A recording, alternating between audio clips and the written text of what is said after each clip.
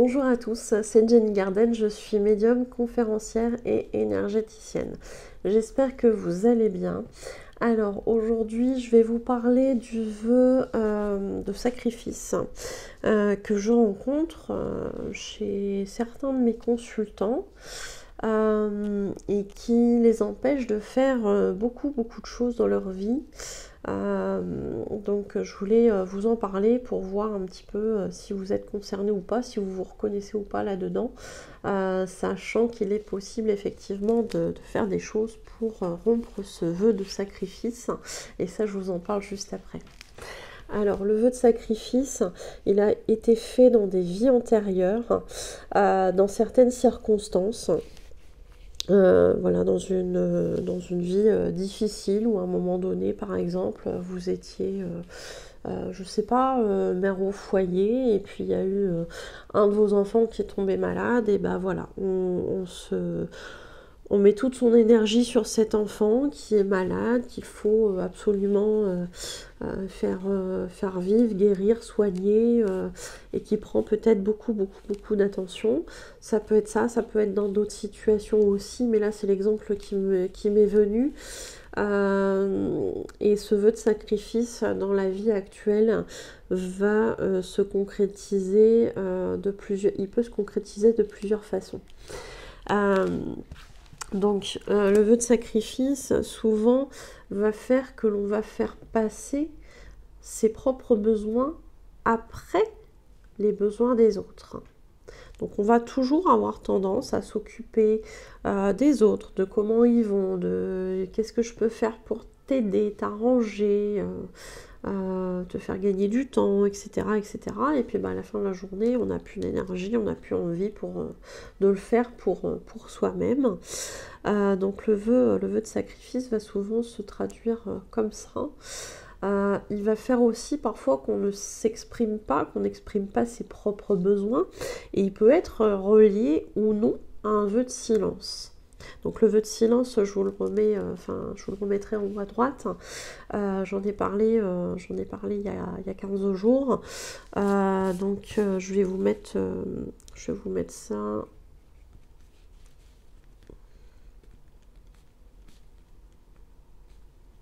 Voilà, je mets un petit repère pour vous mettre la vidéo sur le vœu de silence juste au-dessus, là, à droite.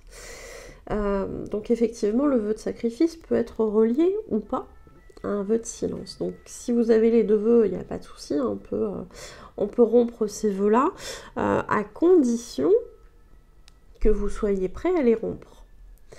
Je ne fais pas partie des énergéticiens, des thérapeutes qui disent « moi je vous enlève tout, c'est possible de tout faire, etc. » Je ne dis pas qu'il n'est pas possible de tout faire. Je dis par contre, en revanche, qu'il y a une nuance et que vous allez avoir besoin de travailler certaines choses à certains moments de votre vie. Et bien pour les vœux que vous aurez faits dans des vies antérieures, il y aura des moments où ça sera propice à leur libération.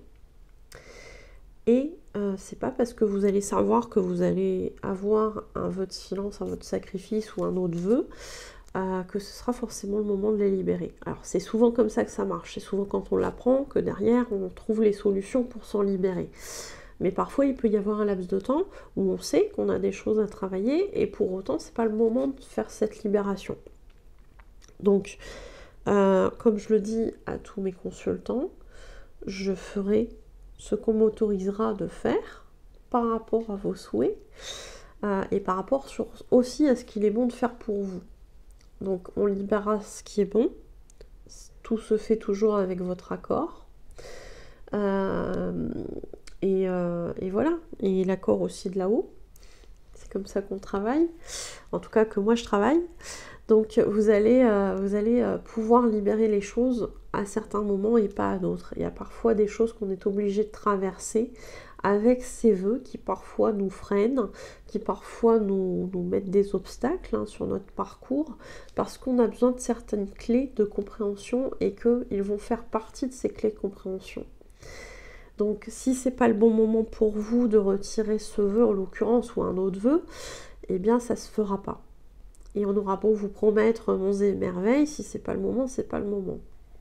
Donc, je suis pas partisane de dire je peux tout faire, tout enlever, etc., etc. Je vous dis, je ferai ce qu'il est possible, ce qu'il m'est possible de faire en fonction de ce qu'il est bon pour vous et de si c'est le moment pour vous. Voilà. Donc le vœu de sacrifice, effectivement, il va faire en sorte que vous passiez après tout le monde. Vous n'allez pas vous sentir légitime souvent de faire, de recevoir des choses, de recevoir du positif. Vous n'allez pas vous sentir légitime de vous faire passer avant les autres parce que vous allez croire que vous êtes égoïste alors qu'en fait c'est pas forcément le cas. Il va vous faire certaines actions que vous pensez être bonnes parce que ça va aider un tel. Sauf qu'en fait, un tel ne vous l'aura peut-être pas forcément demandé. Je vous invite à aller voir la vidéo aussi sur le syndrome du sauveur.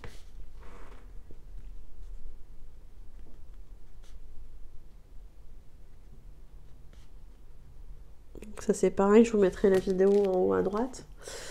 Et voilà, donc on va se sacrifier pour les autres. On va penser qu'on n'a pas le droit au bonheur, pas le droit aux belles choses, pas le droit de vivre sa vie comme on l'entend. On va penser qu'on doit se dévouer corps et âme aux autres. On va penser que son conjoint ou ses enfants ou sa famille est plus importante que soi-même et que il faut les faire passer en priorité. Alors je dis pas que ça doit pas être le cas, je dis pas que ça doit être tout le temps le cas non plus. Je pense qu'il faut trouver, comme toute chose sur Terre, un équilibre qui vous correspond à vous et qui vous épanouit, vous et ainsi que votre famille éventuellement si elle est concernée aussi.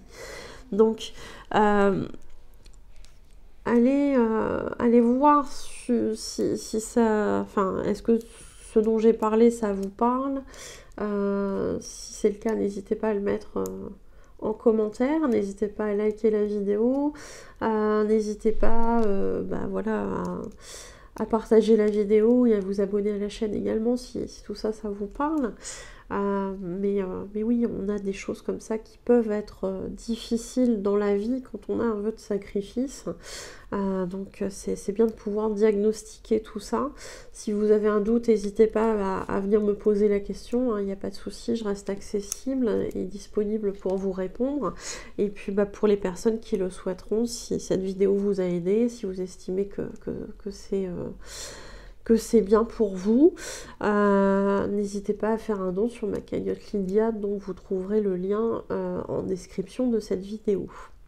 De même que si vous souhaitez rejoindre le groupe ésotérique et en lien avec l'énergétique aussi, vous pouvez aller le rejoindre en cliquant sur le lien qui se trouve dans la description de la vidéo également.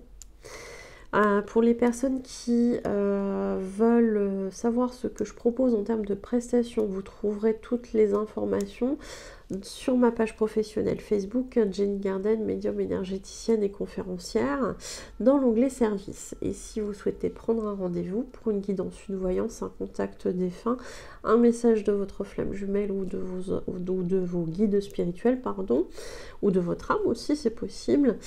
Si vous souhaitez faire un nettoyage énergétique de lieux ou de personnes, c'est possible aussi. Ainsi que des soins énergétiques avec ou sans tambour chamanique pour travailler sur vous, pour vous faire des belles libérations. On travaille aussi sur les vies antérieures et sur les blocages karmiques. Donc voilà, il y a possibilité aussi de faire tout ça. Et puis, pour les personnes qui souhaitent participer à des ateliers, donc atelier protection, atelier méditation, atelier oracle, atelier pendule et atelier magnétisme, vous pouvez prendre rendez-vous aux coordonnées qui se trouvent à la fin de la vidéo. J'espère que cette vidéo vous aura plu, vous aura aidé et je vous remercie de votre écoute. Je vous souhaite une belle journée ou une belle soirée et je vous dis à bientôt. Prenez soin de vous.